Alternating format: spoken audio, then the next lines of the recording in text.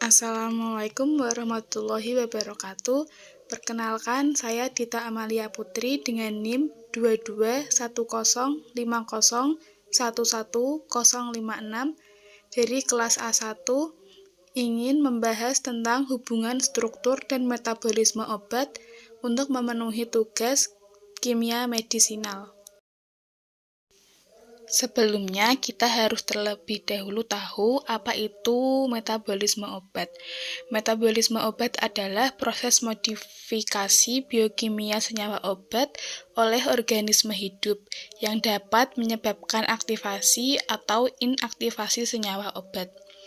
Dalam proses metabolisme dapat mempengaruhi aktivitas biologis obat, massa kerja obat, dan toksisitas obat.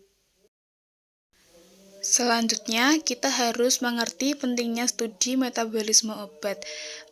Studi metabolisme obat itu penting untuk menilai efikasi dan keamanan obat, merancang pengaturan dosis, menaksir kemungkinan terjadi resiko atau bahaya toksisitas, mengevaluasi toksisitas, dan sebagai dasar penjelasan terjadinya proses toksik seperti karsinogenik, teratogenik, dan nekrosis.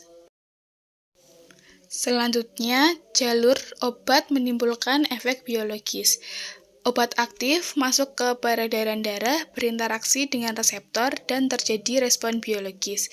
Prodrug masuk ke peredaran darah, mengalami metabolisme menjadi obat aktif, berinteraksi dengan reseptor, terjadi respon biologis. Prodrug sederhana yaitu obat aktif yang secara kovalen berikatan dengan gugus pembawa yang akan memodifikasi lipofilisitas prodrug. Selanjutnya, kita akan membahas tentang tujuan dari metabolisme. Tujuan dari metabolisme itu ada 3. Yang pertama, 1. Mengubah obat menjadi metabolit tidak aktif dan tidak toksik. Bioinaktivasi atau detoksifikasi, mudah larut dalam air, dan dapat diekskresikan dari tubuh. Yang kedua, hasil metabolit beberapa obat bersifat lebih toksik dibanding senyawa induk atau biotoksifikasi.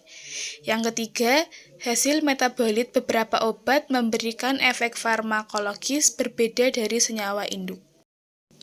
Selanjutnya, kita akan membahas apa aja faktor yang mempengaruhi dari terjadinya metabolisme obat. Yang pertama yaitu faktor genetik atau keturunan, 2. Perbedaan spesies, 3. Perbedaan jenis kelamin, perbedaan umur, penghambatan enzim, induksi enzim pemetabolisme. Dan yang terakhir yaitu ada faktor lain. Untuk faktor lain seperti diet makan, hormon, dan kehamilan. Selanjutnya yaitu klasifikasi tentang metabolisme. Untuk klasifikasi metabolisme terdapat 2 reaksi, yaitu reaksi fase 1 dan reaksi fase 2. Untuk reaksi fase 1 terdiri dari reaksi oksidasi, reaksi reduksi, dan reaksi hidrolisis. Untuk reaksi fase kedua ada reaksi konjugasi, reaksi asetilasi, dan reaksi metilasi. Untuk reaksi oksidasi sendiri, banyak obat mengalami reaksi oksidasi dengan bantuan sitokrom P450. Untuk reaksi oksidasi meliputi hidroliksasi aromatik, hidroliksasi alifatik, epoksidasi, dealkilasi, pembentukan oksida, desulfurasi, deaminasi, dan oksidasi alkohol. Selanjutnya, kita akan membahas tentang reaksi reduksi. Untuk reaksi reduksi mempunyai peran. Peran dari reaksi reduksi yaitu peran minor dibandingkan dengan reaksi oksidasi.